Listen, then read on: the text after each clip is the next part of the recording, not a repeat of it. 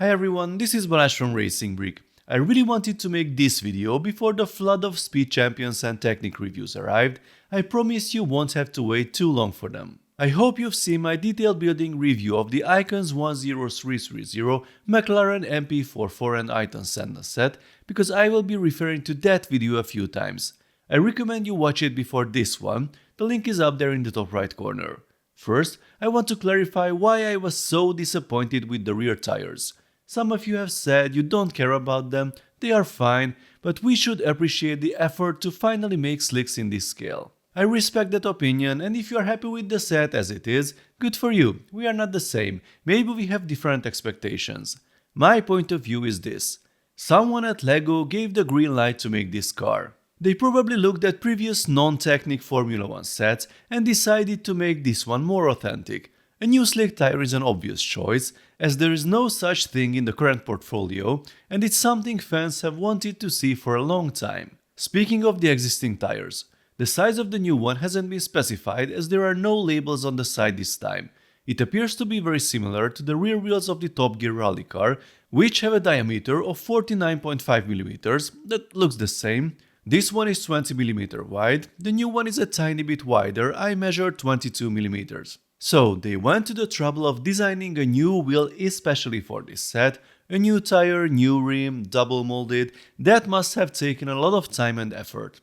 I'm sure they used references, old photos and technical drawings. I mean, someone in that room should have recognized the size difference between the front and rear tires. But still, they went through all the work to get a new wheel for the car and for some unknown reason decided to only do half the job. That's my problem. Of course, if the set had come with an already existing tire, we'd be complaining as usual, but I could accept that more, because in such case they tried to use what they had. It's not perfect, but okay. Like in the case of the nose cone, I don't think you can make it much better without designing a new part. It's too flat, but I can live with it. To sum it up, this new wheel was only half the homework, it's definitely not finished. So, with my limited resources and time, I wanted to quickly show you what it was supposed to look like. Some of the work was done by a friend. Here is the proportional rear wheel and tire. It's not perfect because it was printed with shiny TPU since we ran out of matte TPU after the first test, so I spray painted it to look a bit better.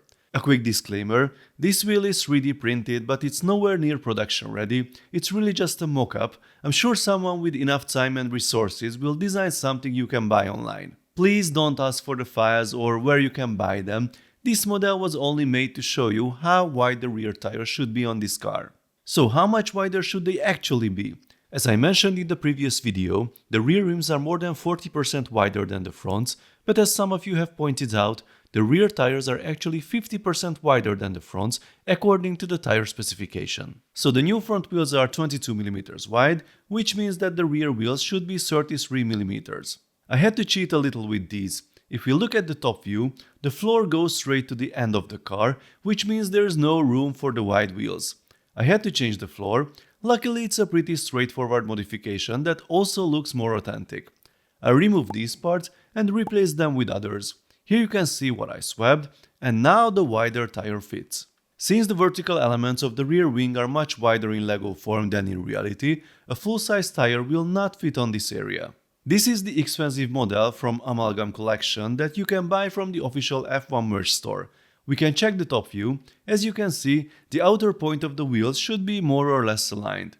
For this reason, and because of the space available inside, we have made a wheel that is about 2mm narrower than it should be to fit in here without major modifications. It still looks very wide compared to the original version. At first I thought we had measured something wrong, but this is what the car really looks like. The original axles stick out a bit. I can replace them with the grey 3-module long axles, but they will be a bit short. This could be improved by adjusting the structure of the rim. All in all, I think they look much more accurate than the original ones. Someone asked if stacking two of the front wheels would work. Well, they are way too wide together and don't look good in my opinion. I think this is how the design should have looked to do this legendary vehicle justice. I know others have problems with more areas, but for me this was the biggest issue of all. So, what do you think, folks? Do you think the set is okay as it is with 4 identical tires, or do you prefer this modified version? Let me know in the comments. If you like this video, then please give it a thumbs up and don't forget to subscribe with notifications because there will be more exciting LEGO videos coming soon. See you next time, bye bye.